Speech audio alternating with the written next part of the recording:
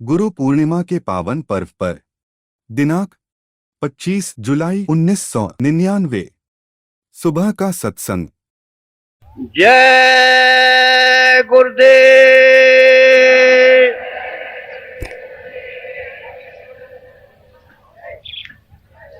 जय गुरुदेव नाम किसका? जय गुरुदेव नाम किसका?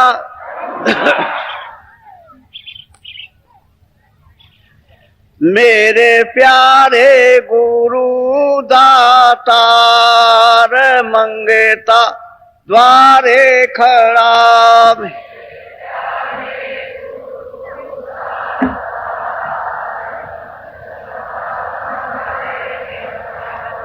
मेरे प्यारे गुरु दातार मंगेता द्वारे खड़ा।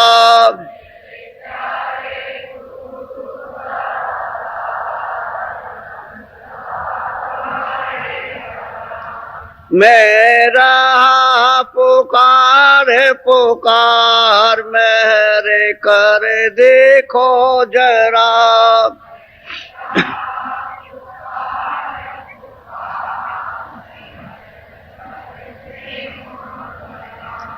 मोहे दीजय भक्ति दान काल दुख बहुत दिया।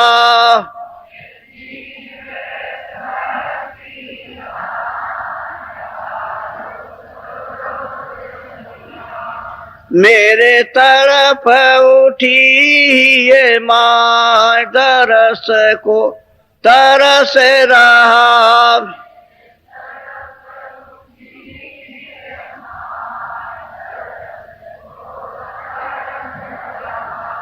बरसा हो घटाय पार प्रेम रंग दीजे बहा।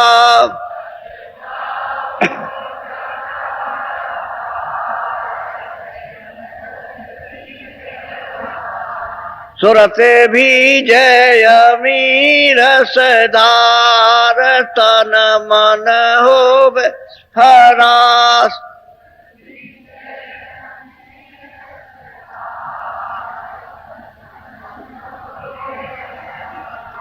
मेरा जीवन सफल हो जाई तुम गुण गाऊं सदा।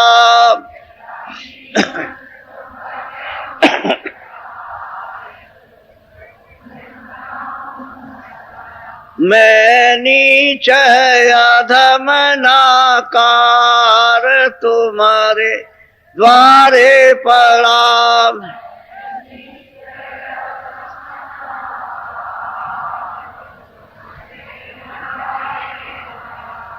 मेरी विनती सुनो धर प्यार घट उमगाओ दया।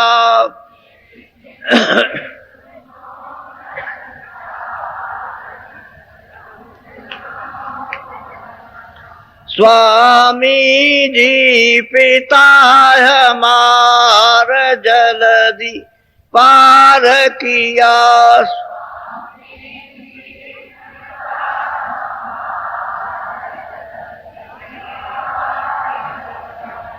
मेरे प्यारे गुरु दातार मंगेता द्वारे खड़ा।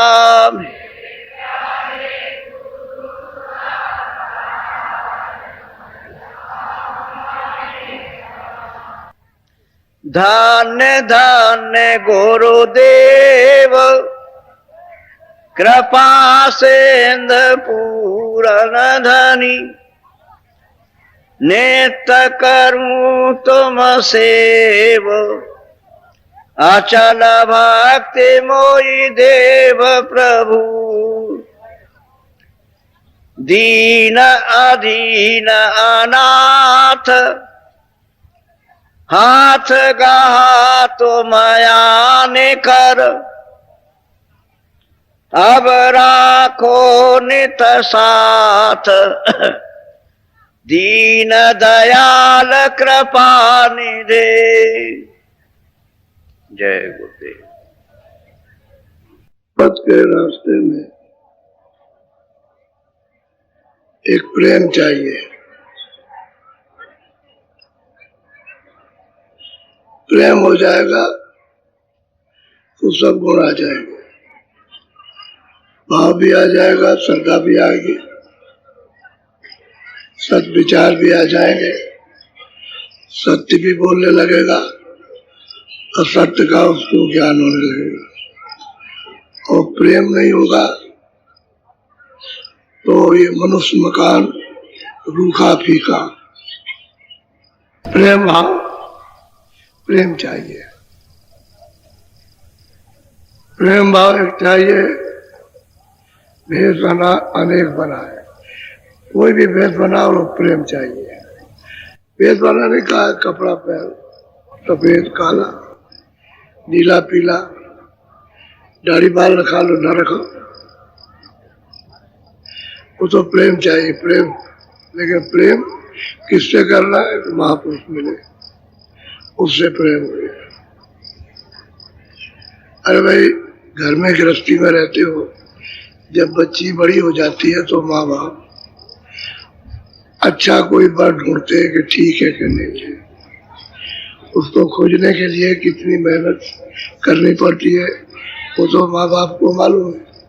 और फिर माँ पूछती है भाई घर कैसा है, खाता पीता है, लड़का अच्छा है, लड़का सीधा है, लड़का बोलता चलता है, तो ये सब गुण पूछती है। तो नहीं अगर उसको पटा तो पहले भाई कोई और ढूंढो, तो कितनी मेहनत पड़ती। इसी तरह से महापुरुष के खोजने में थोड़ी मेहनत तो जीवों को पड़ेगी मनुष्य शरीर में, ये तो बात सत्य है। उसी तरह से खोजना होगा जैसे व्याकुल होकर के लड़की के लिए वर खोजते हो, इसी तरह से व्याकुल होकर जीवात्मा के उत्थान के लिए, कल्याण के लिए, घर में पहुंचने के लिए खोजना पड़ेगा। और बगैर तड़प से, बगैर जिज्ञासा के नहीं खोजोगे तो मिल नहीं सकता। वो पास में भी बैठा हो तो आपको नहीं मिलेगा, पता ही नहीं चलेगा कि है कि नहीं है। वो तो खोजना पड़ता है, और जब खोजने से मिल जाए तो प्रेम करना। और प्रेम कर लोगे तो शरीर के सब सद्गुण सब आ जाएंगे और धीरे धीरे आपके विकार दूर हो जाएंगे। इसी की तो चेष्टा है कि विकार दूर हो, बुराइयां दूर हो, काम क्रोध लोभ मोह अहंकार ये काम करो और ये निकल के बाहर हो जाए। और सत्य अहंकार, सत्य काम, सत्य क्रोध और सत्य लोभ और सत्य मोह, ये सत्य आ जाए तो सत्य किसके लिए होता है? शिक्षा के लिए। ये सब लोग सीधे रास्ते में चले तब वो क्रोध करता है, ये गलत काम मत करना, ऐसा काम मत करना जिसमें किसी को तकलीफ हो जाए, समाज का नुकसान हो जाए, परिवार का नुकसान। तो क्रोध जो है वो काम के लिए होता है, क्रोध अज्ञान के लिए नहीं। और जब क्रोध आ जाएगा तो मनुष्य अंधा हो जाता है, बुद्धि काम नहीं करती क्रोध में, बस अंधा हो गया। आगे पीछे का कौन देखता कौन नहीं देखता, अब किस परिवार में माँ बाप खड़े हैं कि नहीं खड़े, बड़े बूढ़े खड़े, कुछ भी। क्रोध ऐसी चीज है, क्रोध बुद्धि को नाश कर देता। और जागृत में क्रोध होगा शिक्षा के लिए तो उसका संतुलन पूरा रहेगा, उसको मना करेगा ये काम मत करो। तो एक सत्य क्रोध होता है, सत्य काम होता है, सत्य लोभ होता है, और सब और एक अंधकार का तो अवगुण है। धीरे धीरे जब प्रेम करोगे और जो बात सुनाएंगे धीरे से निकल जाएगा, सब काम समय समय हो जाएगा। जल्दबाजी करने की जरूरत नहीं है, उनको आपसे ज्यादा जल्दी है कि जीव किसी तरह से घर का रास्ता चल रही है। अब तुम नहीं चल पाते तो क्या किया जाए, इसीलिए तो कहने का यह है कि महापुरुषों की खोज करनी पड़ेगी, बगैर खोज के वो मिलेंगे नहीं। और चाहे जिधर भटकते रहो, तीर्थों में बाहर जाओ, मंदिरों में जाओ, यहाँ जाओ वहाँ जाओ, पूरा पश्चिम में जाओ, गंगा जी जमुना जी में, मक्का में, इसमें उसमें, वहाँ कहीं परमात्मा मिलने वाला नहीं, वो नहीं मिलेगा। वो कहते हैं भाई मक्का में है, तो क्या ये खुदा से जगह खाली है क्या? इधर पूरब में नहीं है क्या? यानी कितना उनकी अकल खराब है, काम नहीं करती कि खुदा पूरब में रहता। वो हिंदू कहते हैं भगवान, वो कहते हैं पश्चिम में, वो कहते हैं पूरब। क्या और जगह बीच में खाली है? वहां भगवान नहीं है। ये सब यानी अज्ञान है, अज्ञान का भाषण है।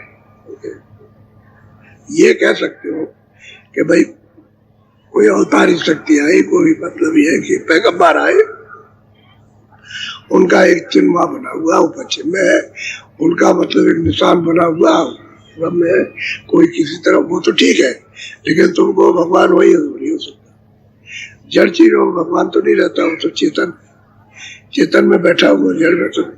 जड़ में तो जीवात्मा है, वो रहती है।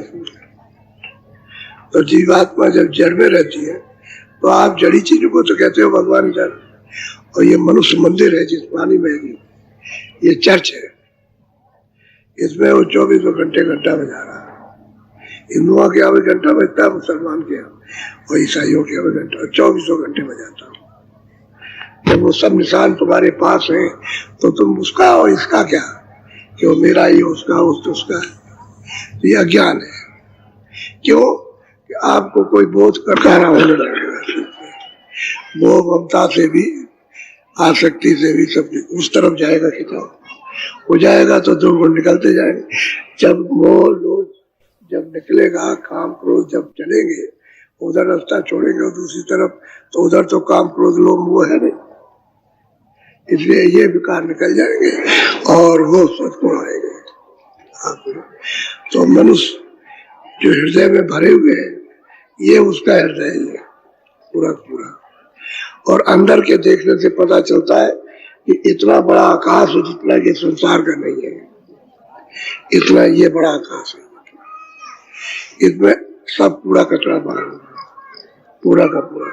इसलिए तो सब अंधे और सब बहरे। कूड़ा कचरा साफ हो जाए तो कौन अंधा और कौन बहरा, सबकी आंख खुल जाए, सबके कान खुल जाए। तो जीवात्मा में कान है, जीवात्मा में आंख है। शरीर के कान तो जड़ है, उस सूरज चेतन की वजह से ये काम करते हैं। तो इनका तो काम इतना ही है कि बाहर की आवाज पकड़ो हमको दो, तो सूरज के कानों को दे देते हैं। बाहर की कोई चीज देखी है बहुत सुंदर है, बहुत खराब है, तो अंदर की आंख को दे दिया। ये कान आंख कुछ नहीं करती, वो तो उसकी दो धाराएं हैं, एक नाक में आती है, कान में आती है, और एक मतलब नाक में, वो धाराएं उधर से, उसी धारा से अंदर में ये आवाज दे दी जाती है, रूप दे दिया जाता है, सुगंधी दे दी जाती है, तो उसकी परख पहचान उसको। बाकी सब गंदा है, इसको साफ करने की जरूरत। और इसी जगह पर ये हृदय है, तो दोनों आंखों के मध्य में ऊपरी हिस्से में सूरत बैठी, ये यहाँ बैठी। और सूरत के चारों तरफ इधर मन बुद्धि चित्त और अहंकार, ये चारों तरफ गुत्थी लगाकर ऐसे घेर के बैठे हुए, और सूरत के प्रकाश में नीचे उतर जाते इंद्रियों के द्वार पर, और द्वार पर बैठ करके रस लेते। जो इंद्रियां बाहर का रस लेंगे उसको क्षणिक रस, यानी उसको अस्थायी रस तो मिलेगा नहीं, तो उसका आदि हो गया, मन भी आदि हो गया, बुद्धि भी आदि हो गई, चित्त भी आदि हो गया। अब सूरत इसीलिए अपने हृदय को साफ नहीं कर पाती। क्यों? कि ये जगह छोड़ते नहीं इंद्रियों की। इंद्रियों की जगह छोड़ दे तो इंद्रियां पहले भोगों को छोड़ दे, देखना सुनना देखना सुनना ये सब छोड़ दे, तो मन भी उन दरवाजों से हट जाए। तो इंद्रियां इनको नहीं छोड़ती हैं, चित्रों को, इनको, और दरवाजे से मन उसका आदि बना। तो सूरत अकेले कुछ नहीं करते, सब गंदगी जमा होती रहती है। इतना बड़ा आकाश है, पैर का आकाश इतना नहीं, सारे विश्व का आकाश है इतना बड़ा आकाश। अब उसमें सब आपने कूड़ा कचरा भर रखा, तो आपको ऐसे देखोगे तो क्या दिखाई देगा? अब कूड़ा कचरा देखो साफ हो तब तो आपको गगन में आकाश में दिखाई दे रहा है। ये तो आकाश बिल्कुल शुद्ध स्वच्छ और साफ है और प्रकाशमान है। उधर तो अंधेरा है ही नहीं, गंदगी के ऊपर तो कोई अंधेरा नहीं है, गंदगी के नीचे अंधेरा। तो सूरत भी नीचे है और उसके ऊपर में गंदगी जमा और उसके ऊपर में उजाला, उधर शाम सुबह होती नहीं है। तो इतना बड़ा आकाश है, उसमें आपने गंदगी जमा कर ली और फिर रोज जमा करते रहते। इतना रोज समझाते हैं तो क्यों ऐसा होता है कि प्रेम नहीं है? ये प्रेम दिखावटी और बनावटी है कि लोग कहेंगे भाई तुम बाबा जी के पास जाते थे तो चलो लोग हमको कुछ उल्टा सीधा तो नहीं कहेंगे। ये बनावटी बात। अगर तुम भाई सच्चा प्रेम कर लो तो लगाव खत्म हो जाए, ये सब बेकार ही खत्म हो जाए। और प्रेम नहीं कर पाते हो तो उसको किधर खींचे रहते हो उधर, तो अपना हृदय साफ नहीं कर पाते हो। और हृदय साफ नहीं है तो मन बुद्धि चित्त उसी के नीचे तो है, वो भी उसी में गंदगी में। जैसे सूरत गंदगी में है वैसे ही मन बुद्धि और चित्त अहंकार भी गंदगी में, वो भी उसमें लिप्त है, उसी में डूबे हुए। तो आपको जब निर्मल ना हो तो सूरत का साथ कौन देगा? सूरत का साथ तो ये दे, मन बुद्धि चित्त और अहंकार, तब वो सूरत उसमें से निकले, गंदगी को साफ करे। और सूरत में स्रोत है गंदगी साफ करने का, उसको महापुरुष को मालूम है। जब वो महापुरुष स्रोत को खोलेगा और स्रोत जारी हो जाएगा तो गंदगी साफ हो जाएगी। तो धारा है, ये धारा जल की है, वो अमृत की धारा, तो उसी को बहा देगा तो साफ हो जाएगा। जब गंदगी साफ हो जाएगी तो आपके वही गंदगी के कर्म है वही कट जाएंगे, यानी वही बेड़ियां हैं वही तुम्हारी बेड़ी खुल जाएगी। तब सुनते हैं इस शरीर से जीते जी आजाद होती है, छुटकारा जीते ही बात कहोगे कि नहीं हम अंधे हैं, हमको तो बाद में मत, तो वो सब बात। तो कल आपको ये सुनाया कि बच्चे ने कैसे जन्म लिया था और क्या उसने कहा था माँ के पेट में कि ये बहुत दुर्गंध आती है, बहुत बदबू आती है, सहन नहीं होता है, और मलमूत्र वहीं से चलता है, मलमूत्र उसी रास्ते में वहीं से चलता है। आप जानवर में देखा होगा, जानवर आपने देखा होगा जब कभी बैल और गाय को बच्चे आदमी को बच्चे पैदा तो मुंह से कुछ निकालते, फट निकालते, उसको गंदगी रहती है तो सामने से गंदगी बहती रहती है और कितनी बदबू आती है उस काल कोठरी में उसमें कि मतलब उससे निकल पाता। तो कहते हैं भजन करे, क्यों ऐसा कहता कि अंदर का प्रकाश दिखता, माँ के पेट में प्रकाश देखता है और आवाज सुनता है तो हरकत करता है। क्यों करता है? खुश हो जाता है।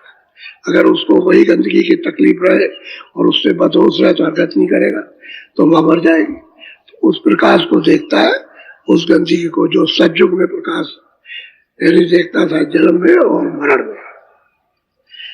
जब आया था उसने जन्म लिया था तब भी प्रकाश जाने लगा जब भी, तो कहते हैं उसको जब देखता और फिर जन्म लेता है 9 महीने में तो फिर वो आवरण पड़ जाता है उतनी देर के लिए। आपने देखा होगा तारा टूटता है, ऊपर से तारा आया बड़ा प्रकाश लेकर के, तो जो जैसी सूरत देती जाती है वैसे ही आपने देखा कि बड़ा तारा आ रहा और बस आया तो बस आकर के प्रकाश लोप हो गया। तो कहाँ आ गया? माया में आ गया, ये माया की छाया में। तो जैसे ही बाहर आया तो अंदर तो सुनता देखता था, खुश होता था, माँ बड़ा प्रसन्न रहती रही। बड़ा भी हो जाएगा, 4 महीने का पिंड 5वें महीने में सूरत आ जाती है। जब 5वां महीना जब खत्म होने को होता है सूरत आ जाती है और जैसे सूरत आई वैसे हरकत करता है, अंदर हिलता रहता हर वक्त, यानी 24 घंटे हिलेगा। बात सोती रहती उसी गुदगुदी में, उसको आनंद आता है। और अगर भारी लगे और बच्चा हरकत करना बंद कर दे तो मर जाएगी। तो उसने प्रतिज्ञा की कि अब की बार भजन करूंगा, भजन करूंगा, प्रभु का भजन करूंगा और इस दुख से छुटकारा करूंगा। ये बहुत कष्ट है बहुत। तो जन्मत मरने दूसरे दुख हो ही, जन्मे मरने की पीड़ा इतनी है कि किसी ने आज तक यानी तकलीफ तो बताई, पीड़ा बताई, लेकिन वर्णन नहीं कर पाया, इतनी पीड़ा होती है। ये जो आपको तकलीफ बताई जा रही है ये भी सारा ही है, बहुत तकलीफ होती है, बहुत ही अंतर।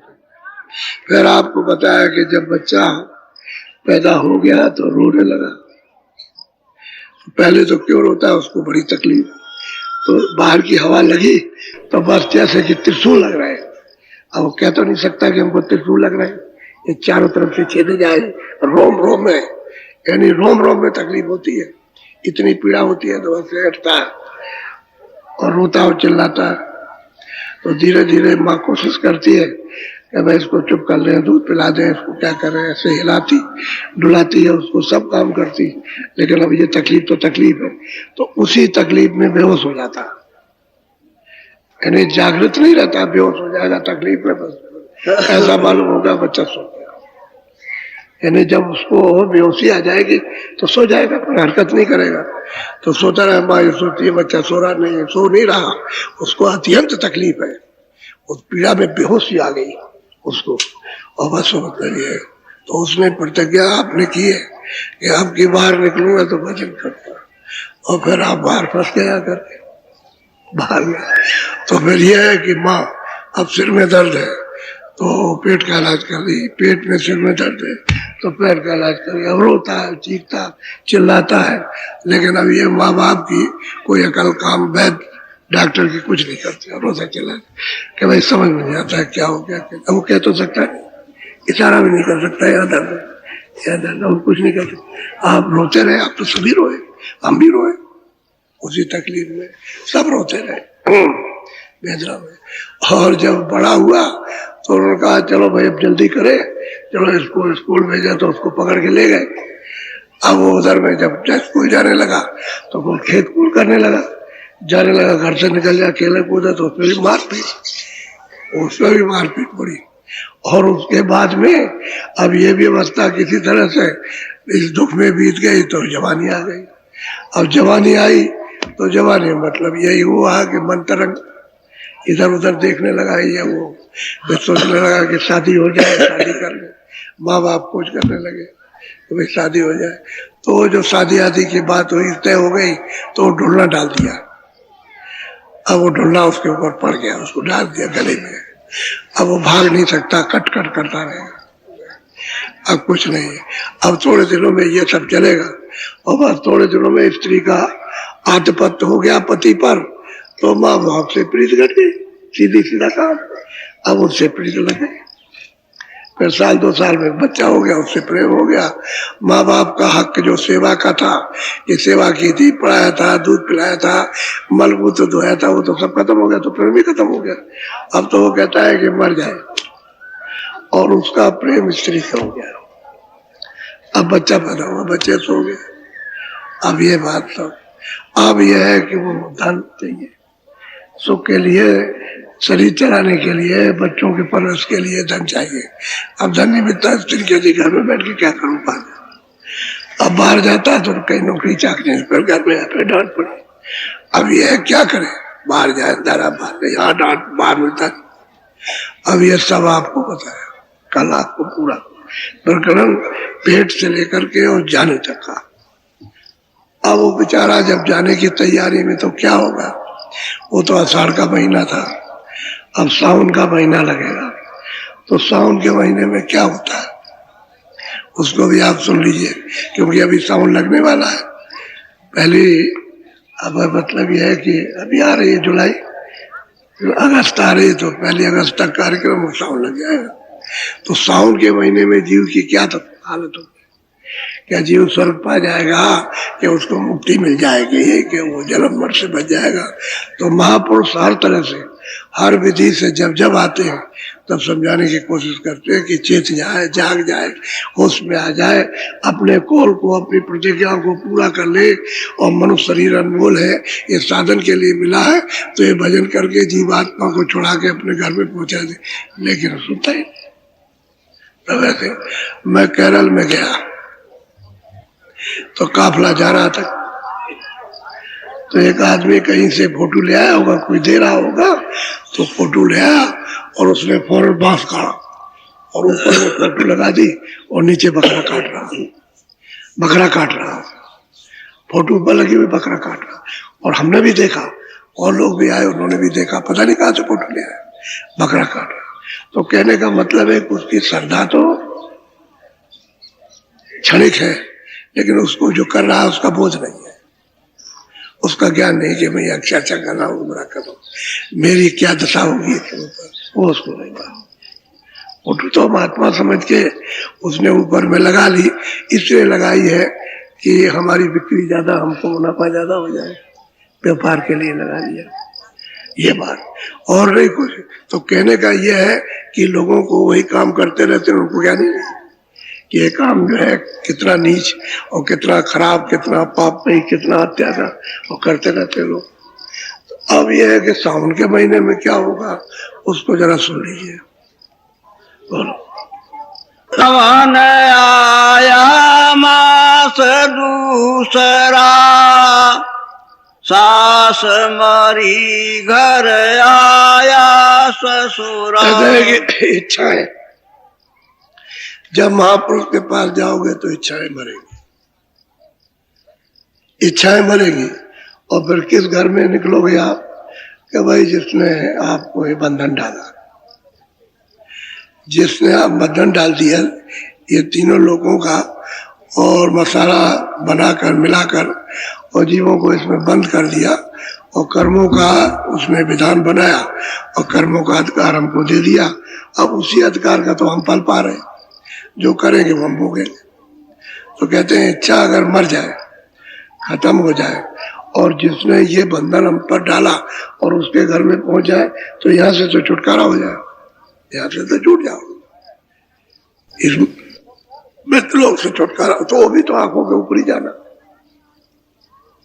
इच्छा जब मरेगी तो यहाँ समट करके मन बुद्धि चित्त इसी सूरत के साथ आ जाएंगे और ऊपर जाने का रास्ता है। तो ससुर कौन है? काल, काल देव, जिनको ये राज मिला है तीन लोगों का। ये है लोग आपका मृतलोक, और इसके आंखों के ऊपर में स्वर्ग वैकुंठ, 14 लोग हैं, 14 भवन, और उसके ऊपर में यानी माया का, और उसके ऊपर में सूक्ष्म लोग हैं। तो ये लोग और अन्य लोग और सूक्ष्म लोग, ये तीनों लोगों के वो राजा है, राज करते हैं तीनों लोगों की सुरतों पर। वहां की सुरतों पर भी राज कर रहे हैं, स्वर्ग वैकुंठ की, वही अमृत लोक की भी सुरतों पर। कहते हैं इच्छा अगर मर जाए तब तो आप उधर जा सकते हो, लेकिन कब कोई रास्ता बताने वाला तो मिले तब तो हो सकता है। और इच्छा हमारी जीव की केवल सांसारिक यानी क्षण भंगुर और पर्दों के लिए रहेगी, ये तो छाया है, अभी तो दिखाई देती है हमारी आपकी। अभी चाहे हम बैठे, आप भी बैठे, और इसमें से सूरत अलग कर दी जाए तो ये छाया है बड़ी, इसको कोई नहीं देगा। मुँह ऐसे कर लेगा, घर वाले भी ऐसे मुँह कर लेते। पूछा क्यों करते हो? कह रहे देखा नहीं जाता, डर लगता है, डर लगता।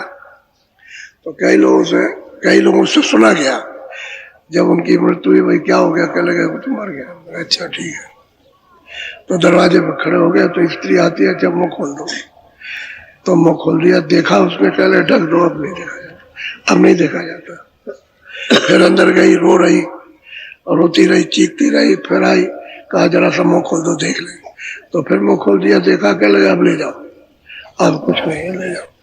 बस अब वो टूट गया, क्योंकि वो तो छाया है। अब वो जो छाया है जिससे जीवात्मा निकल गई, अब वो तो किसी के काम आने वाली नहीं, उसको ले गए।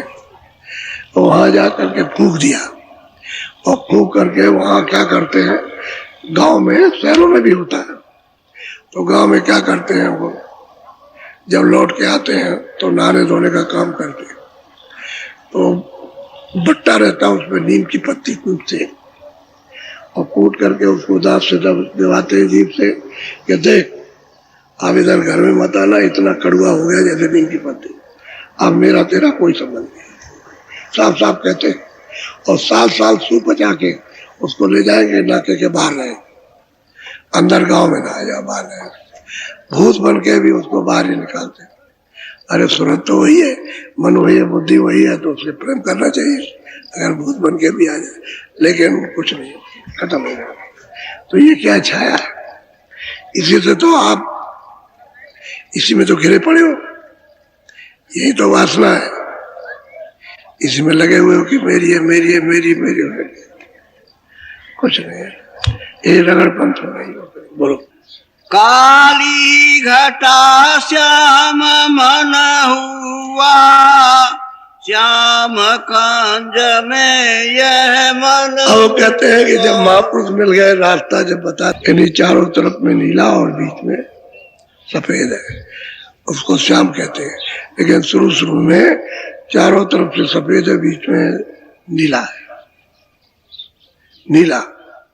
और बीच में जब सफेद आ जाएगा और चारों तरफ से नीला हो जाएगा, वो शाम का कहते हैं उसमें मन हमारा रुक गया, टिक गया, ठहर गया, उसी में रोकना है, क्योंकि वो दरवाजा है ऊपर जाने का, ऊपर जाने का दरवाजा है। अब कहते हैं कि इच्छाएं इधर नहीं सिमटेगी और मन इधर, बुद्धि चित्त नहीं रुकेंगे, सिमटाव नहीं होगा तो अंदर कौन जाएगा। अब कहते हैं कि भाई गुरु की ऐसी कृपा दया हो गई कि उन्होंने रास्ता बता दिया और उसको करने लगे। क्यों कि हमको वादा पूरा बताया, याद कराया कि देखो तुमने जन्म के वक्त में वादा किया था कि भजन करेंगे, तो उसको याद हो गया। अब किसी किसी को याद हो जाता है कि हम अपना वचन पूरा करें, हम जिस लिए आए महापुरुषों के वचन सुन करके, और नहीं तो किसी को याद नहीं। सुनाए कौन? जब किसी को मालूम हो तब सुनाए। तो श्याम कंज में मन मेरा मुआ, उसमें जाकर के ले हुआ, उसमें मिल गया, उसमें रथ हुआ। बोलो। गरजे बादल चमके बिजली, मन सामूरी आशा। वो कहते हैं कि बादल गरजते हैं बहुत मधुर। तुम्हारे रामायण में भी लिखा है, जिसको रोज पढ़ते हो, कि मधुर मधुर गरजे घनघोरा, होय विष्ट जनु पल कठोरा, दामिन दमक रही घनमाई। कहते हैं उस आकाश में बादल गरजते हैं और दामिन बिजली चमकती है। और ये प्रकाश तो है नहीं कि बाहर का बादल का, ये बाहर बिजली, लेकिन प्रमाण देते कि मतलब ये बादल गरजे। ये बादल नहीं गरजते, वो अंदर की उस स्थानीय गर्जन, जो स्थान पर सैदल कमल में 3 लोग के मालिक बैठे, उनकी गर्जन हो रही है। कहते हैं उस गर्जन के साथ में बिजली चमकती है और प्रकाश छाता जाता है, यानी प्रकाश रुकता जाता है। और बिजली ऐसे चमकी बंद हो गया तो नहीं, ऐसे करेगा, ऐसे करेगा। कब तक करेगा? जब तक गंदगी नहीं हटती। जो ये गंदगी वाली पड़ी निकली तो प्रकाश छाता जाएगा, रुकता जाएगा, ठहरता जाएगा प्रकाश से, और आवाज बढ़ती जाएगी। बादल बहुत जोर के गरजेगा, तमाम गर्जन होगी। जब सफाई होने लगेगी, दुनिया आने लगेगी, दुनिया आने लगेगी, तरह तरह के बाजे बजेंगे और इतना सुंदर, इतना अच्छा, इतना मोहित लगेगा कि हमने ऐसा कहीं न देख सुना और न कहीं ऐसा रस पाया। ऐसे रसीले बाजे, ये बाजे कुछ नहीं है, वो तो बहुत रस भरे बाजे, वो सुनाई देने लगते हैं तो बादल के चले, बिजली चमके, आशा भी मुड़ गई, मन भी मुड़ गया। किसको? उसको सुनकर के मन तो वही आवाज सुनना चाहता, उसी आवाज को पकड़ के उतारा गया। सूरत भी उसी आवाज को पकड़ के उतारी गई। मन बुद्धि चित्त अहंकार उसी आवाज को पकड़ के सूरत के साथ उतारे गए और दोनों आंखों के पीछे यहाँ ऊपर बैठा दिए गए। ये बैठने का ये हृदय, इसको तीसरा तिल आज्ञा चक्र, इसको छठा चक्र कहते हैं। यहाँ सूरत बैठी हुई है और इधर ये कंठ है, इधर में आपके ये हृदय, इधर नाभि और नीचे इंद्रियों को दरबार। 5 नीचे रह गए और 5 ऊपर है। ये है छठवां। इसके ऊपर सैदल कमल, फिर उसके ऊपर में त्रिकुटी, फिर उसके ऊपर में 10वां द्वार, भंवर गुफा, फिर शत्रु। 5 ऊपर 5 नीचे। ये अंधकार के और वो प्रकाश के ऊपर जाना। तो कहते हैं कि आशा मनसा, यानी जितनी कामना थी वो मन संकल्प विकल्प करता था, मुड़ गया और आशाएं हट गई। संसार की तरफ से कुछ नहीं है ये। और कहते हैं कि मेरा मन उस शाम कुंज में मन हुआ, मोहित हो गया, लग गया। अब उसको पकड़ने लगा और उसको रस मिला, क्योंकि रस मिलेगा तभी ठीक ठहरेगा और रस नहीं मिलेगा तो फिर चढ़ेगा, रसों में भाग भाग करके जाएगा। बोलो। सूरत निरत की झड़ियां लागी, दोनों अनंत आसादन से। अभी है कि सूरत और निरत, सूरत कहते हैं आंख, यानी जिसमें आंख हो और जब सामने देखे तो उसकी निरत हो जाती है, एक गोलाकार हो जाता है। आपने टॉर्च देखा ना कि टॉर्च को आप जलाइए तो आगे गोलाकार हो जाएगा, वही जहां तक उसका पर्दा रहेगा तो गोलाकार, और जब आप ऊपर कर दीजिए तो इतना दूर आकार है कि उसका गोलाकार नहीं बनता। तो सूरत और निरत, सूरत की आंख आके निरत, उसी को देख करके वो चलती है। कहते हैं कि वो जड़ियां लगी। अरे मतलब है जैसे वर्षा होती है ऐसे जड़ियां लगने लगती है तरह तरह की। और फिर धुने, आवाजें, धुने, बाजे अनंत तो सुनाई देने लगते हैं।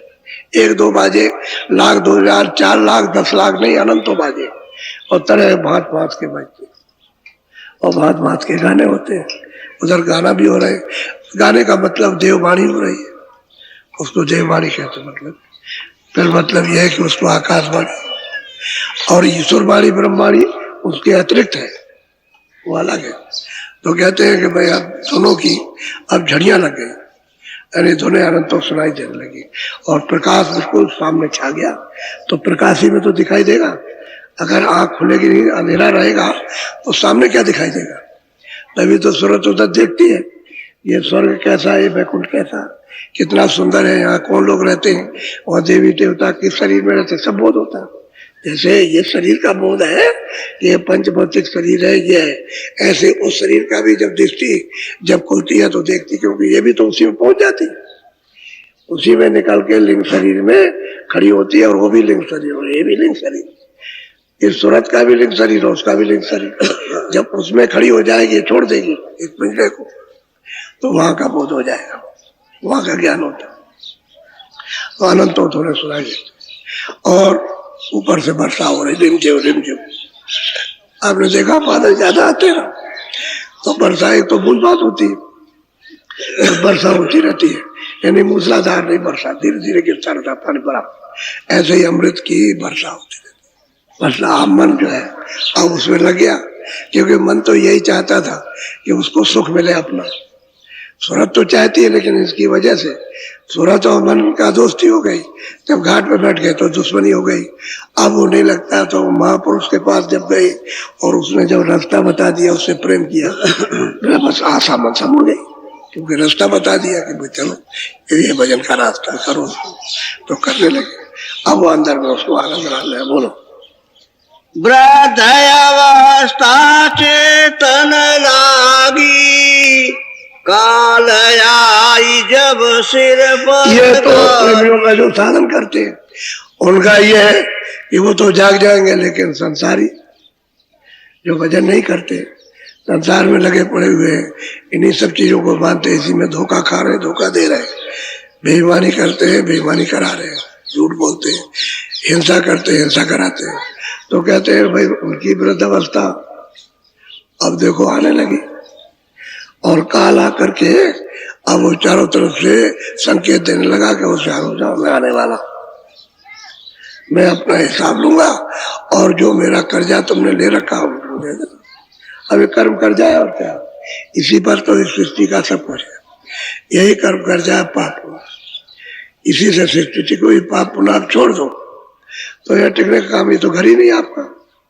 जैसे ये शरीर का ये मृतलोक है, शरीर का रहने का स्थान, ऐसे देवलोक का स्वर्ग वैकुंठ, सूक्ष्म लोक का सूक्ष्म, उन लोगों की, उन देवों की, उन सुरतों की जमीन अलग अलग, लिंग शरीर की जमीन अलग, स्थूल शरीर की ये जमीन इसकी है, और वो लिंग शरीर की जमीन ऊपर में स्वर्ग वैकुंठ, सूक्ष्म शरीर की जमीन है ईश्वर के लोक में, और फिर उसके ऊपर में कारण शरीर की जमीन है ब्रह्म लोक में, और उसके परे चले जाए तो सूरत कोई, वो तो सूरत ही सूरत है, फिर शब्द ही शब्द है। तो सूरतों की जमीन तो ऊपर है नहीं, याद है नहीं, ये तो देश आपका है नहीं, ये तो परदेश है, यहाँ फंसे पड़े हुए हो। अब कहते हैं कि और जो है बेचारे ये बुढ़े हो गए, इनको संकेत मिलने लगा, देखो अब मैं आने वाला हूँ, क्योंकि तुम्हारे हाथ पैर थक गए, चला नहीं जाता, देखा नहीं जाता, खाया नहीं जाता, बोला नहीं जाता, समझा नहीं जाता, अब मैं आने वाला हूँ। अब उसको मालूम होने लगता, तो कहता है कि अरे भाई मैं मर जाऊंगा, अब मैं चला जाऊंगा, अब ये होगा, मुझे ये मिल रहा, मुझे वो संकेत मिल रहा। तो काल आकर के अपना संकेत दे रहा, तैयारी करो, फिर भी तैयारी नहीं करता, क्या करेगा जब रास्ता नहीं मालूम। बोलो। जमपुर से अब सतगुरु राखे, बहुतक जीव मौत दर। अब कहते हैं दोनों बातें हैं कि भाई अगर भजन करोगे तो सतगुरु जमपुरी में और 4 खानों में नहीं जाने देंगे। क्योंकि उन्होंने रास्ता बता के ऊपर उठाया और उधर ला करके श्यामगंज में उधर लगा दिया और उधर बादल गरजे बिजली चमकी, उधर में अनंत उन्हें सुनाई देने लगी और उसमें आप लग गए तो सतगुरु जमपुरी से बचा लेंगे, क्योंकि सतगुरु रास्ता जब बताएगा तब तो आप बच सकते हो। बाकी जीवों के लिए, बाकी जीव क्या कि वो मौत दर यानी मौत, वो ताक रहे कह रहे बाप आने वाली, हमने क्या किया, हमने कुछ नहीं किया, कहाँ जाएंगे कुछ नहीं मालूम, ना आगे का मालूम ना पीछे का मालूम, कहाँ से आए और कहाँ जाएंगे। लेकिन कहते हैं कि जमपुरी से कौन रोकेगा, कौन सवाल करेगा, कौन बचाएगा, कहते हैं सतगुरु जो मालिक से मिला हुआ वो है। बाकी तो अभी घाट पे जा रहे, पहुंच गए घाट पर, उनको संकेत मिलने लगा और जीवों की रक्षा नहीं हो सकती। क्यों? कि उनका कोई है ही नहीं, उनकी सवाल करने वाला कोई नहीं है। और तुमने जिस किसी से भी अपना संबंध किया वो अंधा है, तुम भी अंधे, वो भी बहरा तुम भी बहरे, अब न उनकी कोई सवाल ना तुम्हारी। तभी तो गोस्वामी जी महाराज कहते हैं अंधा गुरु और बहरा चेला और नरक में ठेलम केला, दोनों नरक जाते हैं। वो तो उसी रामायण में लिखा है जिसमें तुम पढ़ते हो और पढ़ा होगा, उसी में लिखा होगा गुरु चेले दोनों जाते हैं, अंधा वो बहरा ही अंधा, वो जो कुछ कह वो देखता नहीं है, गुरु तो देखता नहीं, उसकी बात सुनता नहीं, तब समझता। अब गुरु अगर मिल जाए सच्चा, ऊपर आने जाने वाला, ले जाने वाला, तब तो रास्ता बताएगा। तो द्वार पर आकर के बैठा दिया और ऊपर को लिए जा रहा गगन की तरफ, और अनंत तुम्हें वो सूरज सुनने लगी और प्रकाश को देखने लगी। तो बचाव तो सदगुरु इस प्रकार से कर देंगे, और बाकी जीव उनका क्या बचाव होगा, उनका तो कोई रक्षक है नहीं। बोलो काल घटा जब से आकर छाई, धारा मौत अधिक, अब काल की घटा उधर से आई मर रहा है तो उसका होश आवास गुम होने लगा। अब यही इसकी परख पहचान है कि उसका होश आवास, और कोई आता है कि पानी पी लो, थोड़ी देर में ले लेगा गिलास, पी लेगा जरा सा, और मतलब ये कहेगा हमने पानी नहीं पिया। फिर कहेगा अच्छा तुम रोटी, भूख लगी है तो रोटी रख दीजिए, तो थोड़ी देर में कहेगा रोटी नहीं खाई, रोटी नहीं खाई, आपको रोटी दे दो, कहे भाई अभी तो तुमने खा ली थी, चले गए मैं खा ली, पानी पिए, फिर पानी मांगे, कहे पानी पिला दो, तो अभी तो पिलाया अभी, और फिर कह रहे अब उसको कुछ कहिए तो कुछ नहीं, वो सो जाता। अब यह है काल की मौत धारा, यानी जाने की छाने लगी, एकदम से उसको घेर लिया।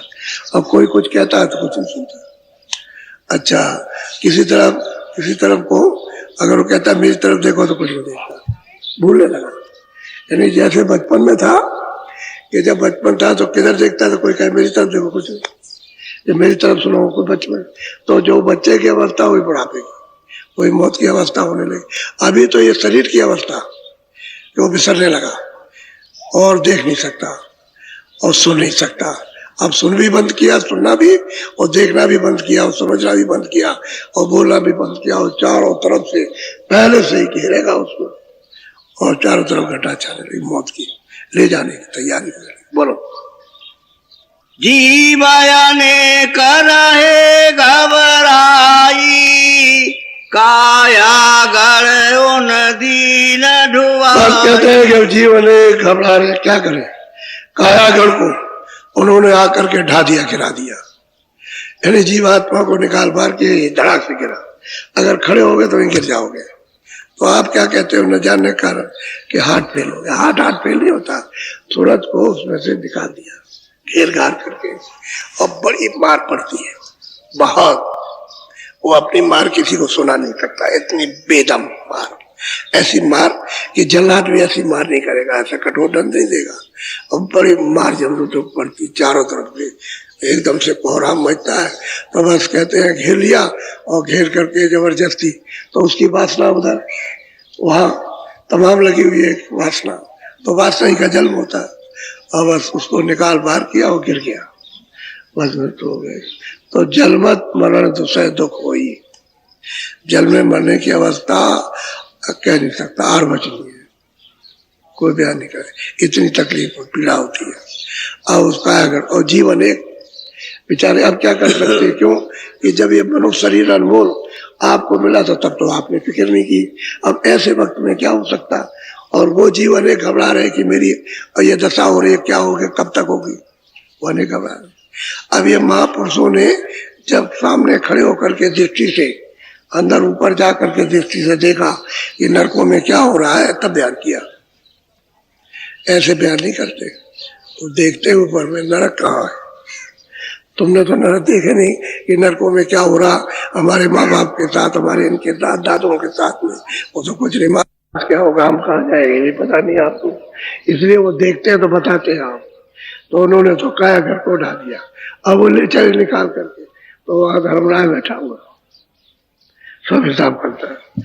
वो फौरन उसका ऐसे नक्शा निकाला और दिखा दिया उसको, और नक्शे में क्या क्या वो सब, और तुरंत मतलब ऐसा हुआ, देर क्या लगती, और सब लोग खड़े रहते हैं और बस उनको पकड़ा दिया, जब दूसरों को ले जाओ, सजा सुना दी, हुक्म दे दिया जाओ ले जाओ। तो वह देर क्या लगती, इधर गए उधर सुनाया, पकड़ाया और ले चले उनको। तो वहां अनेकों जीव घबरा रहे, चिल्ला रहे, लाखों मील आवाज, रोने की, चीखने की, चिल्लाने की, और वहां कोई सुनने वाला नहीं। उस मैदान में कौन सुनेगा? तुम तो वहां जा नहीं सकते, राजा जा नहीं सकता, सिपाही जा नहीं सकता, गोले बारूद जा नहीं सकते, तुम उसको उड़ा नहीं सकते हो। जीवन एक, और वहां अनगिनती जीवों के साथ में जो हो रहा, वो महात्माओं ने जब देखा तो क्या करें, बोलो। जमपुर जाई जीव पछतावे, जम के दूत तिन बहुत अब वो कहते हैं महापुरुष कि जमपुरी में जाकर के जीव बहुत पश्चाताप करते हैं और जमदूत उनको अत्यंत यानी उनको कष्ट यातनाएं देते हैं, एक क्षण भी आपको बैठने नहीं देंगे। यानी कि आप एक पलक के मारते बैठ जाए, यातना देते, तो उनको तो अपना बदला लेना है, जो आपने किया है उसका बदला लेना, यातना देते। अब महापुरुष जो देख रहे हैं तब वो बयान कर रहे हैं कि जन्म जीव, वो जम के दूत उन जीवों को किस तरह से सताते हैं, यातना देते और चिल्ला रहे हैं, कोई सुनने वाला नहीं, कोई बचाने वाला नहीं। बोलो। नाना कष्ट दे पल पल में, फिर फांसी डारे गले। कहते हैं नाना प्रकार के कष्ट जमदूत एक पल पल में देते हैं, इतनी यातनाएं देते हैं, फिर कहते हैं फिर फांसी लगाते, तो चिल्लाता है, रोता है, जीव क्या करे। अब वहां बहुत पछता था। अब उसकी जहाँ कहा जाए भाई ये काम, तुम ये काम खराब मत करो, जीव हिंसा मत करो, तुम ये, और ये तुम आदमी को, पशु पंछियों को मत मारो, तो सुनता ही नहीं, सुनता ही नहीं। और जब वहां जाएगा तो एक पलक के बाद नाना कष्ट देते।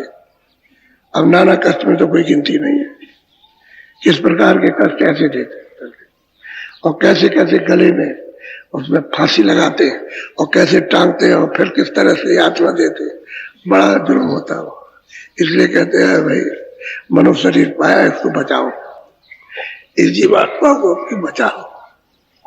यही अवसर आपको मिला, फिर तो मनुष्य शरीर मिला, तो चला गया तो चला। बोलो। कोम्बीनार कमाई दे गोते, जीव सहे दुख अति कर। अब महापुरुषों ने देखा कि वो कुंभी नर के उसमें डुबा देते, तो जीव जो है उसी में गोते लगाते, उसी में सड़ जाता है, सड़ता उसी में, सारा शरीर सड़ जाता है। अब जैसे किसी का शरीर सड़ गया हो तो आप लोग उसकी तरफ देखते नहीं कि तो शरीर सड़ गया। मनुष्य शरीर में भी उसको सजा मिल जाती है, लेकिन वो नर्क नहीं है, सजा मिलती है कर्म। मनुष्य शरीर की सजा अलग, कर्मों की सजा मनुष्य शरीर में, कर्मों की सजा पशु, समझ गए, सब मिल जाता है। और पशु में भी यानी मतलब पुण्य होता है तो वहां भी उनको भोग मिल जाता है। तो मतलब यह है कि कुंभी नर्क, वो नाम ही उसका कुंभी है। तो महात्मा देखते हैं कि देखो जीवों को किस तरह से ये यातना किस तरह से डुबा रहे हैं, हो रहे हैं, ये देख करके सब तरह। और ये तो इशारा कर रहे हैं, वहां तो बहुत दुर्दशा हो रही है। इतनी बात तो इशारे की खाली संकेत है, उसमें डुबा देते हैं। डुबाने के बाद क्या करते हैं ये तो किसी को मालूम नहीं। बोलो।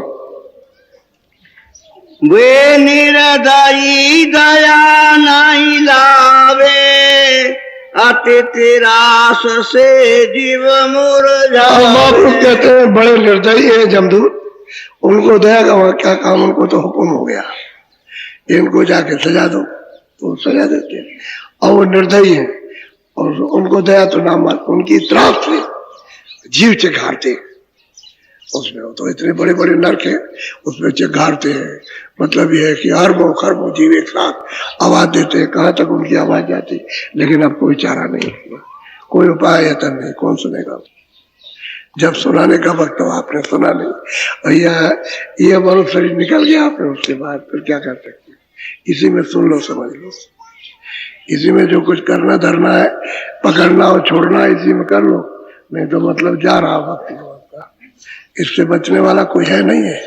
वो तो महापुरुष तो कोई कोई मिलेगा, कहीं मिलेगा, और कोई जीव बच सकता है, बाकी सब जा रहे हैं सब के सब, जैसे कि एकदम रेलम पेल बची हुई वहां जाने की।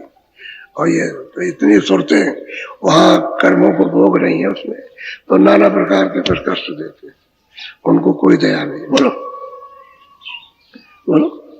आगे ने खांबा से फिर लिपटावे, हाय हाय कर तब चिल्लावे। सबके सब अग्नि को बड़े बड़े खंभे, जैसे आपका ये सारा संसार है ऐसा एक खंभा, उसमें बड़े बड़े बांस, मीलों मीलों 2-2 4-4 मील लगी लंबी बांस लंबे, उनमें जीवों को ऐसे छेद करके और उसमें जलाते ऐसे करके, तो जीव सब के सब चिल्लाते हाय करके, और मतलब है, और वो दृश्य महात्माओं ने देखा उस दृश्य को, तब तो उन्होंने वर्णन किया, और जो भी महात्मा उधर जाते हैं वो सब देखते हैं। तुलसीदास जी भी वर्णन किया और महात्माओं ने जो संत आए उधर सब वर्णन सबने किया कि वहां हमने ये देखा। तो कहते हैं कि अग्नि जल रहे, ऐसे पता नहीं कहाँ की भट्टियां, इतनी आग है जितनी संसार में आग नहीं होगी, इतनी आग वहां, और मतलब यह है कि इतनी रोशनी कि वहां जल रहे हैं, जला रहे हो, और हाय हाय जीव चिल्लाते हैं, कोई सुन रहा। क्या करोगे आप, करोगे क्या, बोलो। सुने न कोई मुश्किल भारी, सरपन माला दे और कहते हैं कि जब ये सब वहां दंड भुगा कर फिर ले आएंगे तो बड़े बड़े जहरीले सब उनकी माला बड़े काटेंगे, चिल्लाओगे आप। अब हर तरह का मुश्किल है, यातनाओं की कोई सीमा है कि भाई इतनी यात्रा मिलेगी आगे नहीं मिलेगा, वो तो अथाह यात्रा है, वहां जीवों को भोगना पड़ेगा, और मनुष्य शरीर के कर्मों से भोगना, दूसरे शरीर में कोई कर्म बनता नहीं है, यही शरीर है आपका, और कोई शरीर नहीं है। तो इसी में से यात्रा आपकी इसी कर्मों से मिलती है यात्रा। तो ये मनुष्य शरीर कितना अमूलक है, बेशकीमती, और आप उसकी कदर नहीं जानते हो और ऐसे इसको खोए दे रहे। बोलो। मारे मारे 14 से होई, बातें गाते अपनी सब भी देखो। और महापुरुष कहते हैं कि चारों तरफ से कोहरा मचता, मारो मारो मारो जलाओ, चारों तरफ से आवाज आती है। तो कहते हैं कि उसकी जीव की दशा क्यों है कि उसको कोई पति नहीं मिला। अगर पति अपना बना लेता किसी को, कोई महापुरुष को अपना बना लेती तो ये दशा क्यों होती, उसको महापुरुष नहीं मिले, यानी रास्ता दिखाने वाला ले जाने वाला नहीं मिला, इसलिए उसकी दुर्गत हो रही। और सही बात है कि जिसको पति नहीं मिलेगा उसकी स्त्री की कुंवारी हो जाएगी, बर्बादी हो जाएगी। असली बात तो ये, तो असल में कोई अपना समझे कि भाई मेरा है तब तो ठीक है, महापुरुष नहीं मिलेंगे समझे कौन। आपने उनसे लगाव नहीं किया, न को प्रेम किया, न उनकी बात सुनी, न उनके पास गए, जो उन्होंने कहा वो कुछ भी नहीं किया आपने। तो ये दशा क्यों हुई, जो महापुरुष नहीं ढूंढे, तब जीवों की हालत हुई। और कितने जीव वहां, जितने तो मतलब इतने तो वहां पिट रहे, जितने आपके संसार में मनुष्य नहीं है, सारे संसार इधर तो पीटे जा रहे एक एक नर्क में। तो कितनी सुरतें पिट रही, अरे आपका शरीर टूट गया और आ गए, और का शरीर टूट गया और आ गए, तो वो सब वहां जाके पिट रहे, सबके सब मारे जा रहे हैं। बड़ी दुर्गत होती है, बहुत दशा होती है, कोई बचा नहीं। बोलो। ये तो महापुरुषों का संकेत है। दिया जा रहा है, इशारा किया जा रहा है, हालत तो कुछ और है। बोलो। नरकन में अति त्रास दिखावे, फिर 84 ले पहुंचा। हम कहते हैं कि नरकों की पूरी त्रास, कितने युग बीत जाएंगे, कितने मतलब कितना समय लगेगा उसका कुछ नहीं, और जब पूरा भोग भुगा लेंगे तब जाकर के फिर चारों खानों में डालेंगे। 84 में 4 खाने हैं, अंडज, पिंडज, उखमज और अस्तावत, इन चारों खानों में। अब सूरतें तो वही है, यही सूरतें नरकों में गई, यही फिर वहां भोग करके या यहाँ से वहां न गई तो 84 में गई, चारों खानों में। मनुष्य शरीर आपको नहीं, मनुष्य शरीर तो बिरले बिरले को मिलता है। इसके पूरा राउंड, पूरा चक्कर चारों खानों का और नरकों का कट जाएगा और सब भोग भोग लोगे तभी मिलेगा। तो आपको तो किसी ने बताया नहीं कि इतना चक्कर काटने का, जुगों का चक्कर काटने के बाद मिला, और फिर तुम ही जा रहे हो वही काम फिर वहां रोने का कर रहे हो। तो माया ने ऐसा पर्दा डाल रखा है कि आपकी समझे भी नहीं आता, फिर कोई समझाने वाला आपको मिलता नहीं, वहां जाते नहीं। बोलो। गुरु भक्ति बिना यह गति पाई, नर देही सब बात। ये दशा हमारी क्यों हुई कि कोई महापुरुष नहीं मिला, उसकी भक्ति हमने नहीं की, उसके आदेश का पालन नहीं किया, तब हमारी ये दुर्गति इस तरह की हुई। और नरजयी बात चली गई, ये नरजयी बात गई, फिर नहीं मिलना, बात कहते फिर मिलेगा नहीं, ये आपको नहीं मिलेगा। अब जब वहां नरकों में चले गए 4 खानों में, तो नरजयी का मिलने का क्या सवाल है। यही सोचते, यही कर्म करके, इसी शरीर में कर्म करके वहां जा रहे हैं, दूसरा और। अब वहां तो जब भोग लेंगे तो निकलती चली जाएंगे वैसे। और 4 खानों की अंतिम योनि गाय की योनि, गऊ और बैल की योनि है। इसी योनि के बाद सबको शरीर मिल जाता है, मनुष्य शरीर, ये आखिरी योनि है। इसलिए गाय बैल को कोई भी इसको काटे नहीं, इस योनि के बाद मनुष्य शरीर मिलता है। चाहे किसी के घर में मिले, चाहे मुसलमान के, चाहे हिंदू के, चाहे ईसाई के, चाहे छोटे के, बड़े के, जहां कहीं उसको देना हो, इसी के बाद कर्मानुसार मनुष्य शरीर में। ये आखिरी योनि 84 की है। जहां कहीं गाय बैल को देखो, बस ये मतलब ये है कि सब मनुष्य शरीर में आएंगे, गऊ स्त्री में और बैल पर पुरुष में, ये मनुष्य में। ये तो कहते हैं कि भाई उन्होंने तो इतना चक्कर मारा, क्यों गति पाए, कि भाई आपने भक्ति नहीं की, महापुरुष के सत्संग को और वचनों को नहीं सुना, न माना, इसलिए दुर्गति। बोलो। जो जो भजन भक्ति से चूके, तिनके मुख जम पल पल। तो कहते हैं जो कोई भी मनुष्य भजन और भक्ति से, आदेश के पालन से और भजन करने से जो चूक जाएगा, कहते हैं जम के उस थूक में इतनी बदबू होती है, पेशाब टट्टी में क्या होती है, मलमूत्र में कहीं पड़ा हो, इकट्ठा सड़ गया हो, जानवर से गया, उसमें कुछ बदबू नहीं। कहते हैं उसके मुंह में जब इतनी दुर्गंध बदबू थूकते हैं, उसके मुंह में चिल्लाता है, अब क्या कर सकता है, उसके मुंह में भर देते। ऐसी दुर्गत करते हैं, दुर्दशा करते। बोलो। ऐसी को गति होगी सबकी, जो नहीं धारे सतगुरु। कहते हैं कोई भी नहीं बचेगा, चाहे राजा हो, चाहे रंग हो, कोई भी हो, हिंदू मुसलमान, पंडित मौलवी, कोई भी हो, बचाएगा कोई नहीं। जो आपकी मनुष्य शरीर में आकर के अगर सतगुरु नहीं मिले तो कोई नहीं बच सकता, सबको जाना होगा, बचेगा। और एक फैसला है महापुरुषों का, और उनके वचन कभी टल नहीं सकते। वो तो अमिट है, जो देखते हैं और जो समझते हैं उसको कहते हैं। वो तो परमार्थी ज्ञान है, आध्यात्मिक ईश्वरी ज्ञान है, उसमें तो असत्यता का काम ही क्या, वो तो सत्य वचन है। कहते हैं जो आपकी अगर सतगुरु नहीं मिले और नहीं पढ़ा तो सबकी दुर्गत होगी, यही दशा सबकी होगी। जो कहते हैं मैं देख के वर्णन कर रहा हूं वही, इसलिए तुमको सबको समझाता हूं कि नर शरीर मिला है, किसी महात्मा को खोज करके और जल्दी से दीनता के साथ और प्रेम के साथ उससे रास्ता लेके भजन कर लो। असली काम भजन, भजन करो, नहीं सबकी दुर्गति यही होगी, भजन। बोलो। साते गुरु बिना कोई नहीं बाचे, नाम बिना 84। कहते हैं कि सतगुरु के बगैर तो कोई बचेगा नहीं, और अगर नाम नहीं मिला तो 84 जाएगा। नाम सतगुरु से मिलेगा।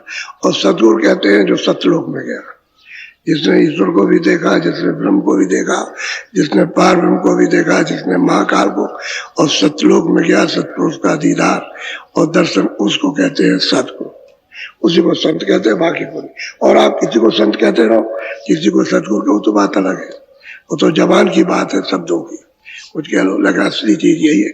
संत नाम उसी का जो वहां पहुंच गया, और कोई दूसरा संत नहीं। जो पहुंचेगा वही हो जाएगा संत। और आप अज्ञान में कहोगे संत हो, कहते हैं उसके बगैर कोई नहीं बन सकता। जाने भाग हम सतगुरु पाया, चढ़ी सूरत मन गगन समा। अब कहते हैं ओ भाग कि मनुष्य रूपी मंदिर में मुझको सतगुरु मिल गए। अब प्रेमी सूरत कहती है कि मेरे कितने ऊंचे भाग है, मुझे सतगुरु मिले। और मैं दरवाजे पे बैठ करके ऊपर गगन की तरफ चढ़ी। कितना मेरा ऊंचा भाग, सतगुरु मिल गए मनुष्य शरीर में। और उन्होंने मुझे रास्ता बता दिया, तो मैं गगन में चढ़ी। जब मैंने भजन किया तो गगन में चढ़ी। बोलो। सोनम डल जाई झूला झूली, सावन मास लिया फल। तो कहते हैं कि भाई असली फल कि मैं स्वर्ग वैकुंठ भी गई, मैं ईश्वर के लोक में भी गई, जिसको घाट और खुदा कहते हैं उसको भी देखा। और ब्रह्मांड में गई तो ब्रह्म को भी, जिनको ओम कहते हैं, उनको भी मैंने कहते हैं। और फिर आगे शून्य मंडल कहते हैं 10वें द्वार को, जो पार ब्रह्म 10वें द्वार में बैठे हैं, उनको शून्य मंडल कहते हैं। कहते हैं कि वहां तीनों लोग के पार उतर गए। और कहते हैं निर्भय होकर के झूला अपनी सखियों के साथ में, सुरतों के साथ में झूला झूलने लगे। ऐसे ऐसी झूले की रस्सियां जैसी डोरे पड़ी है, डोरे पड़ी हुई। ये डोर नहीं है, ये आपके रुई की हो या किसी और चीज की, ये डोर नहीं, शब्दों की डोरियां। कहते हैं उस पर जब सुरतें झूला झूलती हैं तो 1 लाख, 4 लाख, 10 लाख, 1 करोड़ ऐसे, और 1 करोड़ इधर। वो कहते हैं जब झूला झूलती है सावन के महीने में, तो लड़कियां बैठ जाए, लड़के बैठ जाए, उधर जाते हैं, पीछे जाते हैं और जोर से पैक मारते हैं। ऐसे ही शब्दों पर झूला झूलते हैं। करोड़ों जोजन तो कितना बाहर होता है, करोड़ों जोजन का सफर, यानी उसके झूला झूलने में। अब कहते हैं कि आनंद का झूला, तीनों लोग के पार, समुद्र के पार हो गई। अब सूरत को कोई डर नहीं। कहते किसने ऐसी कृपा दया की और मेरा भाग्योदय हो गया, मुझे सतगुरु मिल गए और उन्होंने मुझको रास्ता बताया। मेरा उनसे प्रेम और प्यार हो गया, और जो उन्होंने कहा वो मैंने किया। इतना ही तो काम है कि जो वो कहे वो करो, वही तो भक्ति है। और भक्ति क्या? अब तुम कहोगे हम राम की भक्ति कर, भाई कैसे करते? क्या उन्होंने कहा? उन्होंने कहा चोरी मत करो। क्यों करते हो आप चोरी? झूठ मत बोलो, झूठ बोलते हो। क्यों ऐसा करते हो? हिंसा मत करना, तो हिंसा क्यों करते हो? तो जो वो कहे उसको करो, तो वो भक्ति है। जो वो कहे न करो, यही भक्ति। तो कहते हैं हमारा बड़ा धन्यवाद कि हमने उनके वचनों का पालन किया और उन्होंने रास्ता बता दिया। तो इस तरह से सूरत हमारी गगन में और चढ़ी, और ऊपर जा करके जब आँख खुली तो सब देखने लगी। तो वही देख के सूरत कह रही है, ये गुरु महाराज नहीं कह रहे, ये जो सूरत देख रही है और गुरु महाराज की कृपा से जा रही, वो कहने लगी, वो संकेत दे रही कि मैंने ये सब देखा। वाह, ये सब स्वर्ग वैकुंठ कहीं दूर है, और तो तुम्हारी आंखों के सामने है। लेकिन तुम आंखें तुम्हारी जब तक नहीं खुलती है, जब तक जाला मड़ा आंखों का नहीं हटता, तभी तक दिखाई नहीं देता। नहीं तो आंख हट जाए तो सामने, वो तो मृतलोक के दरवाजे पर और स्वर्गलोक के दरवाजे पर दोनों बीच में बैठे। उधर स्वर्ग है, वैकुंठ है, इधर मृतलोक है, दरवाजे बैठे। इधर चाहो तो इधर चले जाओ, नीचे उतर जाओ, उधर जाना चाहो उधर चले जाओ, मनो शरीर से जाओगे, दूसरा कोई रास्ता नहीं। तो सूरत कहती है हमारा बड़ा भाग हुआ, गुरु महाराज ने ऐसी कृपा दया कर दी कि मुझे पार उतार दिया। इस पार से, समुद्र से पार उतारा। अब मैं इधर लौट के नहीं आया। बोलो। सभी सुहागिन झूले घर घर। अब देखो सबसे बड़ी बात यह कि जितनी सूरतें वहां है, यानी इतनी सूरतें हैं कि आप वहां खरबों वर्षों तक रहो तो आप कुछ नहीं गिन सकते, इतना भी ढेर नहीं गिन सकते, इतनी सूरतें। कहते हैं सभी स्वागिन, कहते हैं घर घर झूला झूलती है, घर घर। और वो सावन का मौसम है, वो देसी सावन का है, वो आनंद का देसी है। वो कहते हैं शब्दों के झूले, शब्दों में झूला झूलती है। ऐसा गुलशन, गुलजार बहार, आनंद का मंगल ऐसा है कि सभी स्वाग होता है।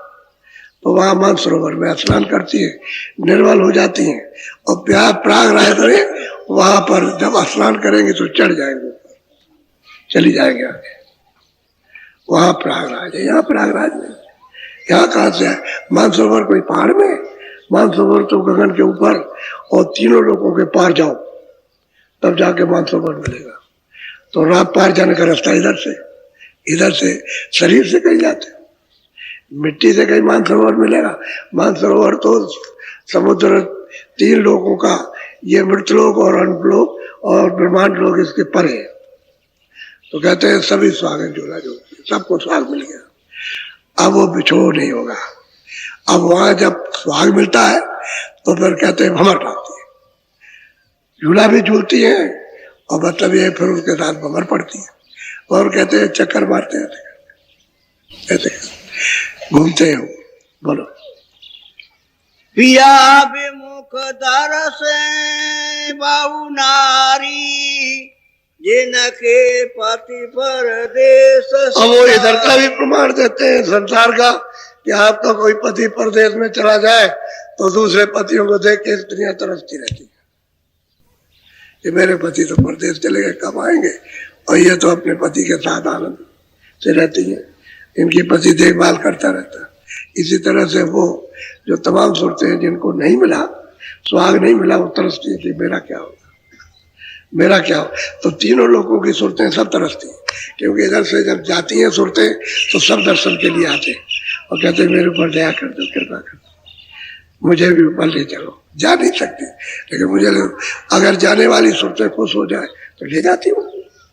उनको तो अधिकार होता है, उनके पास शक्ति है, उसमें खुश हो जाए तो मैं अब उनके स्वागत के लिए जो इधर से सूरतें जाती है तो वहां के लोगों की सूरतें कितना स्वागत करती हैं, एक पलक में कितने फाटक बना दे। ये दृश्य देखने को आता, कितने फाकड़, हजारों मील लंबे फाटक बना दे, ऐसे विशाल विशाल फाटक कि तुमने कभी स्वप्न भी नहीं देखे होंगे। ऐसे ऐसे फाटक दिखाई देते, ऐसे कारीगरियों से जड़े हुए, और सब चम चम चम दम दम करते हैं। ऐसी रोशनी करते हैं कि ये पृथ्वी के ये जितने भी ये पेड़ों की ये घासें, इन पर अगर सूरज जम उगया है तो कुछ नहीं रोशनी, ऐसी रोशनी है उनमें, ऐसे रोशनी।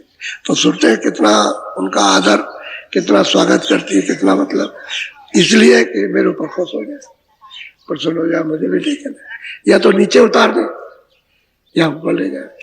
दोनों नीचे उतार दे तो नीचे उतर जाएंगे तो उनके साथ लग जाएंगे, और ये फिर पहुंचा देंगे, नहीं तो ऊपर ले जाए।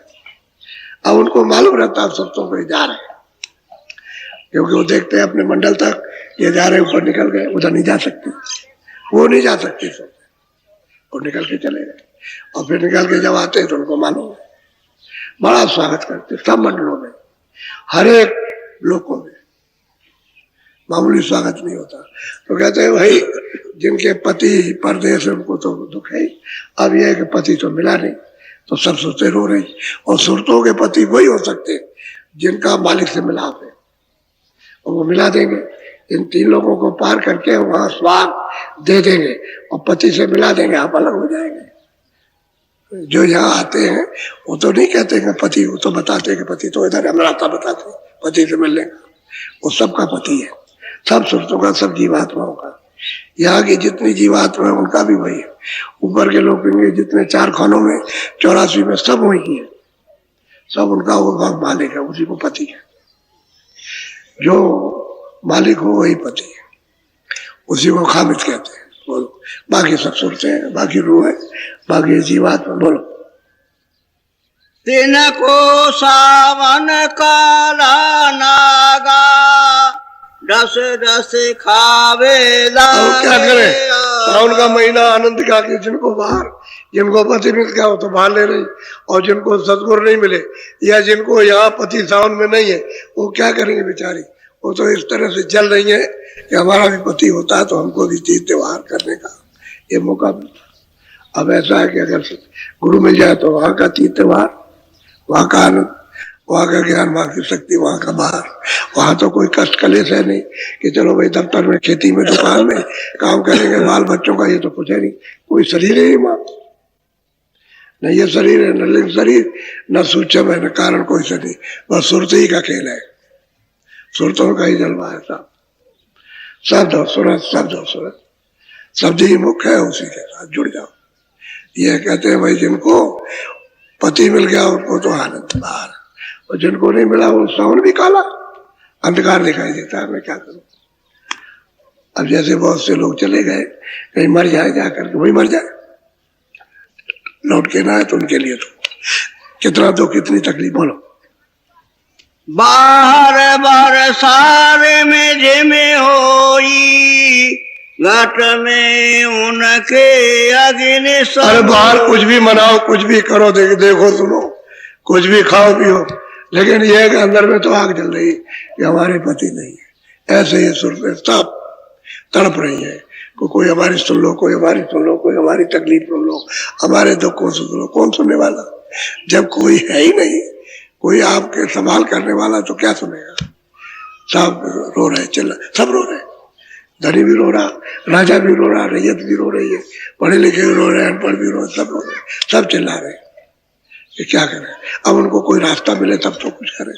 तो कहते हैं कि गुरु मिल जाएगा, कोई वहां पहुंचा हुआ आने जाने वाला, वो उसी की महिमा है, वही सब कुछ करेगा और कोई कुछ नहीं करेगा। अब आपको ये सुनाया, इसमें दोनों बातें, कहाँ जाओगे ये भी आपके सामने, और कहाँ से आए ये भी आपके सामने। तुमको अगर पार जाना है तो पार भी जा सकते हो, और तुमको नीचे जाना तो नीचे भी जाते, डूबना है तो डूब भी जाओ। लेकिन यह है कि सब किताबें जितनी भी है सब ये कहती है महापुरुषों को करो, किताब में कुछ नहीं मिलेगा। हमारे गुरु महाराज कहते थे किताब में कुछ नहीं मिलेगा, किताब पढ़ने की जरूरत ही नहीं है, कोई किताब मत पढ़ो, जो हम पढ़ाते हो पढ़ो, जो हम बताते हो। फिर किताबें बाद में जब तुमको बता दें तुम करो, और जो उसके बाद तब किताबें तुम्हारी समझ में आ गए। नहीं, किताबों की एक बात समझ में नहीं आ सकती कि वो क्या कह रहे हैं क्या नहीं कह रहे। इसलिए किताबें आपको गुरु का काम नहीं करेंगे, किताबें तो एक चिन्ह है। कब चिन्ह आपको मालूम होगा? जब आप गुरु मिल जाएंगे, कमाई करोगे, और जब उसका अनुभव साक्षात्कार होगा, जब लोकों में जाओगे, और जब जीवात्मा की आंख और कान खुलेंगे, और जब देखेगी सुनेगी, तब ये किताबें चिन्ह हो जाएगा। यह है संकेत, प्रमाण कि नहीं नहीं जो ये बताया ठीक है। हम ये देखते हैं किताबों में भी महात्माओं ने और प्रेमियों ने प्राप्त किया, कराया, ये प्रमाण है। किताब से कुछ नहीं मिलता। हम भी वही बात कहते हैं जो गुरु महाराज हमको कहते हैं, और उन्होंने भी यही कहा कि किताब से कुछ नहीं मिलेगा, किताब प्रमाण है। और जब चलोगे, भजन करोगे, तो किताबें तुम्हारी सहायक इसलिए बन जाती है कि शंका दूर हो जाए। कोई शंका करने का रास्ता तो सीधा है, रास्ता तो ऊपर जाने का है और सबके मिलने का। अगर ब्रह्मा के पास जाना, विष्णु शिव के स्वर्ग वैकुंठ में, तो इधर से जाना, ऊपर जाना तो इधर से जाना, और ऊपर जाना तो इधर से जाना। तो जब वही होकर के ऊपर जाओगे तो दूसरा तो कोई रास्ता है नहीं, रास्ते से जाओगे, उसी में होकर के रास्ता। यह है स्थूल शरीर का रास्ता, वो लिंग शरीर का रास्ता। आगे जाओगे जो ईश्वर लोक में, तो वो सूक्ष्म शरीर का रास्ता, जाओगे वहीं से। फिर ऊपर जाओगे ब्रह्मलोक में, तो कारण शरीर का रास्ता, और ऊपर चलोगे तो शब्द का रास्ता। रास्ता तो वही है, रास्ता और दूसरा नहीं है, रास्ता तो एक ही है। अब तुम्हारा यानी तुमको बताने वाला कोई नहीं मिला, तो क्या करें? यह आपको समझाया अच्छी तरह से कि अब भजन करो। हमारा जोर इसी बात पर है, कुछ नहीं, कोई बात नहीं करना, बस सीधी बात ही है। कि आप जितना भी समय बचा सके भजन कर लो, समझ गए। और थोड़ा सा जो कहे उसको करो। तो क्या कहेंगे आप? घर से निकल जाओ, यानी खाना छोड़ दो, ये कहेंगे। तो तुमसे कहते हैं खाना भी खाओ, घर में रहो, बाल बच्चों के बीच में रहो, सेवा करो, आए गए का सत्कार करो, तब तक दुकान खेती का काम करो। किसके लिए? शरीर की रक्षा के लिए करो। वो तो एक निमित्त मात्र है, जरिया। तो भाई ये काम करते हैं, इससे हमको ये मिल जाएगा। कपड़े सबको पहनना, खाना सबको चाहना है, जो दुकान में हो चाहे खेती दफ्तर में हो, खाना सब खाएंगे। कोई तो नहीं कि वो खेती का काम करता खाना नहीं खाएगा, वो अनाज नहीं खाएगा। दफ्तर वाला, ये राजा भी अनाज खाता, राज करता, उसको भी तो यही काम करना। तो वो काम करो और समय इसमें से थोड़ा बचा अपने जीवात्मा के लिए, जो भी आध घंटा 1 घंटा जो भी। हम तो कहते हैं आपको 2 घंटा बचाना चाहिए, 22 घंटे आप काम करो, सो भी काम भी करो, सेवा भी करो, सब कुछ करो। 2 घंटे बचाओ, सुबह और शाम, लेट के करो या बैठ के करो, भजन कर लो। असली चीज ये भजन, वही तुम्हारे काम है। अभी तो ये सब चीजें सुन रहे हो, और थोड़ी देर के बाद जब किराए का मकान चला जाएगा, समझाने वाला, धीरे देने वाला फिर मिलेगा नहीं आपको। अभी समझ लो, अभी अच्छा है। और उतनी बातें समझाता हूँ कि तुम हमसे पूछने की जरूरत नहीं, हम तुम्हारे अंदर में वही तुम्हारे प्रश्न का उत्तर वही दे देंगे। उस जगह उसको समझ लो, यहाँ पूछोगे वही का बैठ, वो आपको वही मिलता रहेगा। ऐसा ही होता है, जब ज्यादा बहुत है, संख्या बढ़ जाती है, तो सबका उत्तर वही मिल जाता है। इनका भी, उनका भी, उनका भी, नए आने वालों का, पुरानों का, ऊपर जाने वालों का, नीचे, सबका उत्तर मिल जाएगा। सबका सत्संग में कोई चीज छूटेगी नहीं, सबकी चीज उसके काम की चीज आ जाएगी। और चित्त लगा करके सुनो, चेत करके, ताकि कोई शब्द खाली न जाए। और इधर का उधर का सब पकड़ लो, जो तुम्हारा सहयोगी हो उसको रखो, और जब जरूरत पड़ेगी तो सब याद हो जाएगा। समय पर, वक्त पर सब याद हो जाता है कि ये कहा था, ये कहा था, ये कहा, ये बात है। तो भजन कर लो, अच्छा रहेगा। आज कल तो मुहूर्त का दिन था, आज ये दूसरा दिन है, दूसरा दिन है। अगर वहां जमीन सूख गई तब तो ठीक है, फिर कराऊंगा, लेकिन शाम को यही होगा। और शाम को आपको देंगे नामदान, नामदान रास्ता बताएंगे। जो नए लोग आए हुए उनको रास्ता बता देंगे, लेकिन जितना आपको कहा जाए उतना आप पालन करना। ऐसी चीज नहीं कहा जाएगी कि जो आपका शरीर किसी तरह का यानी तकलीफ पाए, कोई चीज कही जाएगी जिससे कि आपको आराम और सूरत का भला, इसका काम बने, ये अपने घर की तरफ प्रस्थान करे, वही आपको बताया जाएगा। अब भजन कर लो, और भजन करना आपको बताएंगे। भजन वो खंजड़ी बजाना नहीं है, खंजड़ी तो अपने आप बज रही, बिना हाथ पैर के अपने आप बज रहा, वो तो अंदर में बज रहा सब। जब घाट पर बैठ के सुनोगे तो हर बाजा हो रहा, कोई बाजा, यहाँ बाजे क्या, ये उसी का ये निशान है। ये बाजे आजे थोड़ी है, ये बाहर जो बजते ये बाजे, ये सब जो शादी आदि बजाते कुछ नहीं, ये उसी का निशान है। महात्माओं ने बनाया कि देखो उस तरह आनंद मंगल हो रहा, तो उसी की नकल आपने कर ली, चलो भाई हमें शादी विवाह में इसमें बजाए, बस ये बात है। और कुछ बाजे तो अंदर बज रहे सब, भजन करके ही सुनो। ये बाहर से हाथ से बजाने का काम कहीं नहीं, अंदर में बज रहा है तुम्हारे। और चेतन आवाज चेतन सुनेगा, जीवात्मा चेतन है और शब्द भी चेतन है, वो तो चेतन है ही। तो चेतन की आवाज चेतन, जब चेतन की क्रिया करोगे तो चेतन सुनेगा। और जड़ की क्रिया से चेतन का काम नहीं होगा, जड़ की क्रिया से जड़ काम, ये सब जड़ है। जो बाहर की आंखों से और जो देखते सुनते हो, ये सब स्पर्श करते हो, सब जड़ है। बोलो जय गुरुदेव। देखो अभी से समझ लो, इस रास्ते में 2 चीजें सख्त है। एक तो शाकाहारी रहो, ये प्रतिज्ञा करो कि भाई मैं भजन करूंगा, मैं शाकाहारी रहूं, अच्छा से अच्छा अनाज, सब्जी, फल, दूध, घी को खाओ।